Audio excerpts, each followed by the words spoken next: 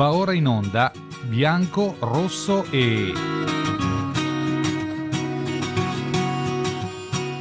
in collaborazione con l'Associazione Italiana Sommelier e la Federazione Italiana Sommelier Albergatori e Ristoratori. Buongiorno alle ascoltatrici e agli ascoltatori di RC Radio Conegliano. E buongiorno alle telespettatrici e ai telespettatori di Veneto Globe. Siamo qui giunti alla prima vera fatidica puntata dedicata al nostro vino. Certo. E da che cosa vogliamo partire, Karen, oggi? Non lo so Claudia, tu cosa proponi? Io partirei da quello che è la base, l'embrione del nostro vino. E cosa sarà mai? Ma tu dici l'uva forse? Eh sì, perché probabilmente il nostro vino nasce proprio dall'uva. È già un gran punto di partenza, il vino si fa con l'uva. Esatto, non viene prodotto con le cosiddette polverine come si può sentire ultimamente nei TG riguardo alle notizie estere. L'uva è appunto l'embrione da cui poi trarremo tutto quanto abbiamo nel nostro bicchiere.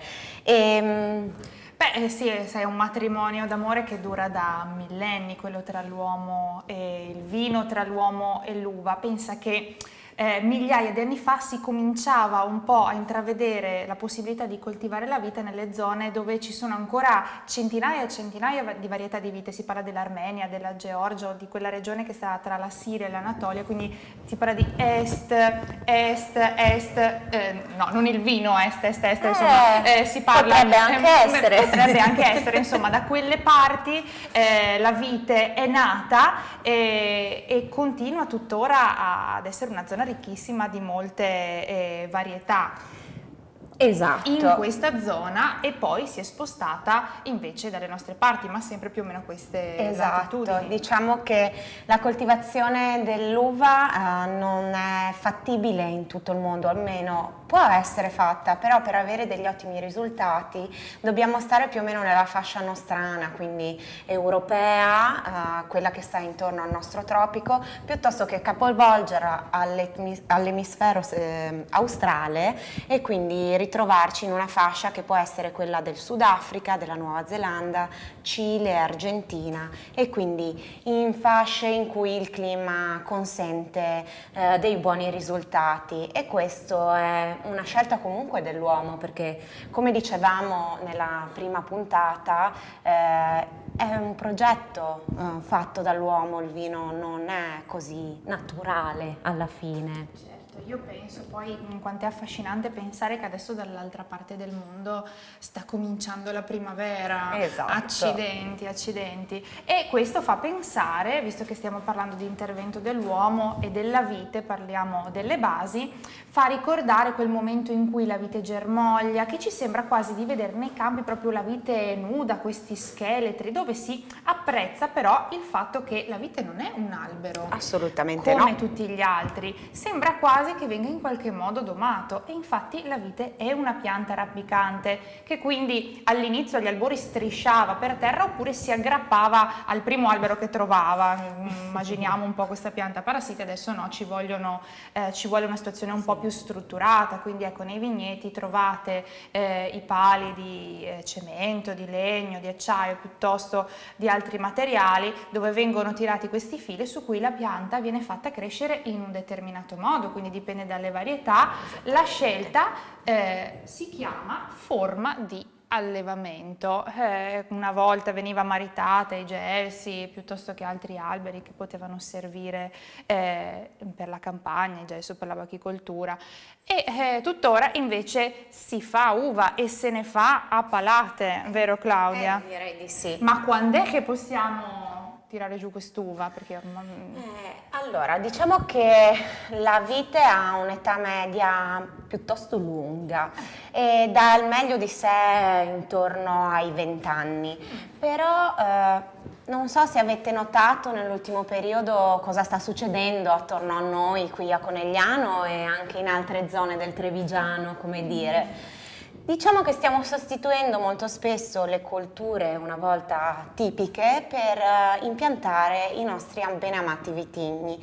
E cosa succede? Nel giro di 3-4 anni si arriva al primo vero e proprio raccolto. Infatti la vite è una pianta che cresce molto velocemente, basti pensare a quante foglie e come esplode in primavera con la fioritura, e infatti è grazie alla nostra amatissima fioritura che poi avremo dei frutti. Infatti si può pensare alla fioritura dell'uva come a un grappolo di fiori dal quale per ogni fiorellino otterremo un acino. E che profumo, Claudia!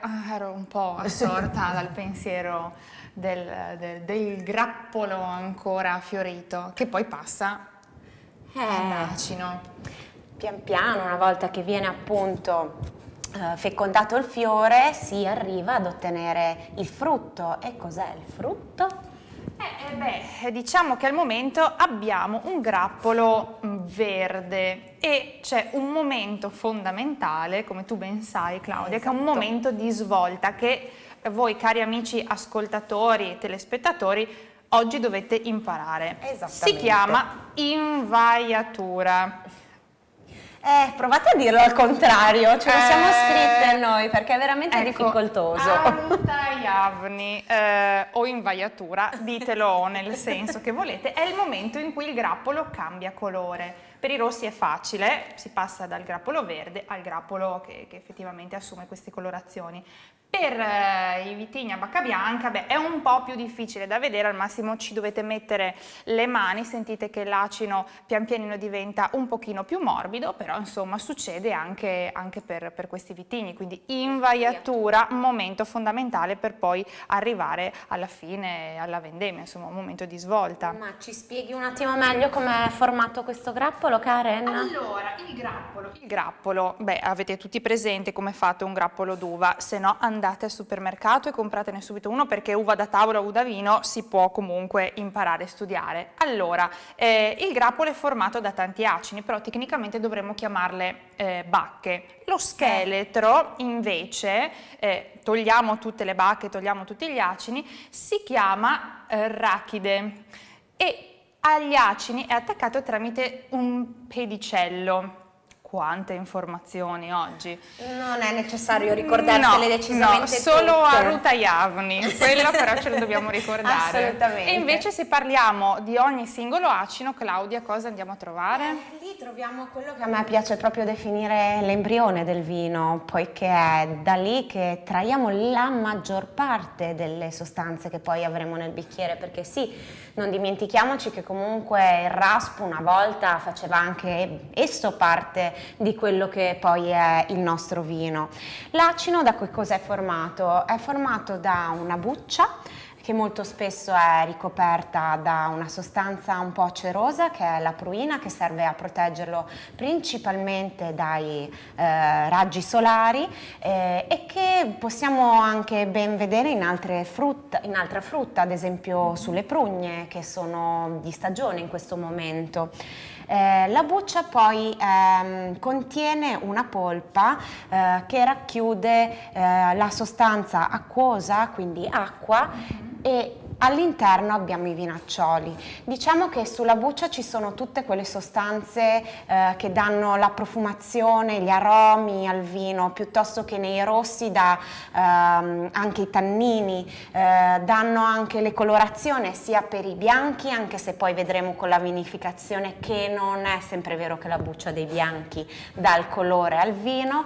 Invece all'interno della polpa troveremo appunto l'acqua e acidi e zuccheri. Vinaccioli sono un altro particolare che dà al nostro vino un po' di tannini. Esatto, non ci dimentichiamo che poi nella buccia, soprattutto dei bianchi, ci sono anche le sostanze aromatiche e quelle sicuramente sono importantissime.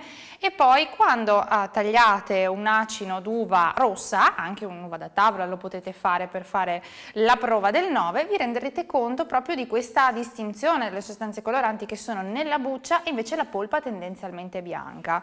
Questo vale per la maggior parte, poi ci sono delle uve che si chiamano tintori, uno per esempio l'Alicante Bouschet o il colorino che usano in Toscana, anche la polpa tende a essere colorata, ma normalmente non è così. Ecco perché dalle uve rosse si può anche fare il vino bianco.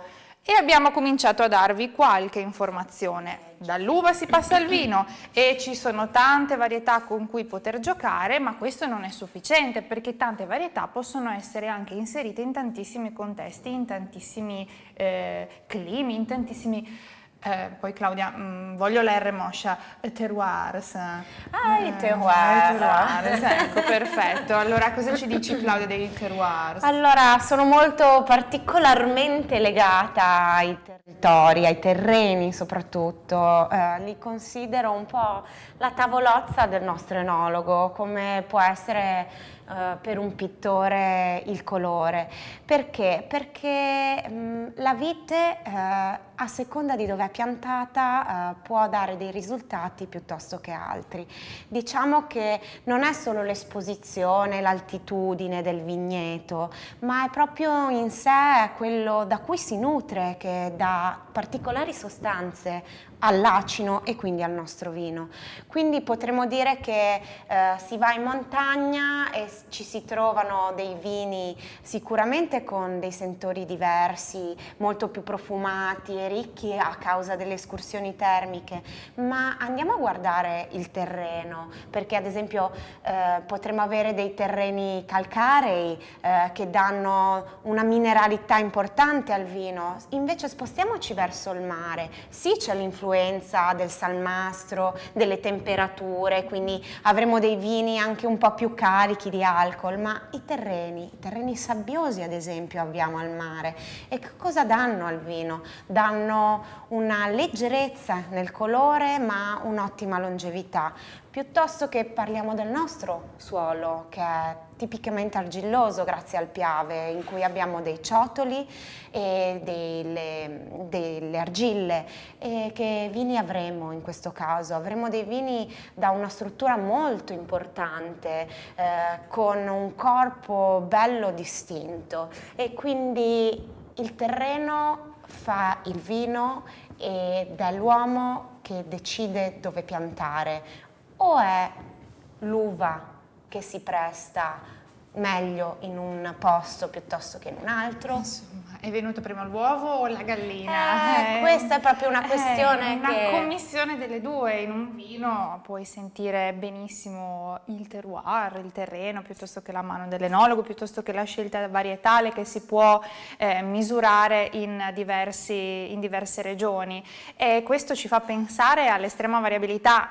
Poi se parlate con un geologo esperto comincerà a dirvi che a 1 chilometro da casa vostra c'è un terreno diverso rispetto a 5 chilometri, quindi il mondo del vino è meraviglioso, anche perché in una piccola zona potreste trovare terroirs anche diversi piuttosto che vitigni diversi. E quindi delle espressioni nettamente diverse, esatto, di uno stesso vitigno. Bene, quindi diciamo che abbiamo fatto una bella introduzione sul mondo della vite, che è la base per il nostro vino, quindi abbiamo parlato della vite, di quando è nata, degli acini o bacche. Vi abbiamo dato questa infarinatura di terreni, anche un'idea di che cosa c'è all'interno poi, che ritroveremo già alla prossima puntata, una spiegazione un po' più approfondita del tutto. Esatto, e dopo essere passati attraverso fioritura e invaiatura, e no, non ve lo diciamo più, al contrario, non vi preoccupate, direi che potremo parlare più avanti di maturazione, di vendemmia. Cosa dici Claudia? Neanche tanto più avanti, direi che è proprio il prossimo scalino. Perfetto, allora io procuro le forbici, tu procura le cassette e i guanti. Mi raccomando, i guanti. Ecco, perfetto, e allora la prossima puntata parleremo di vendemmia.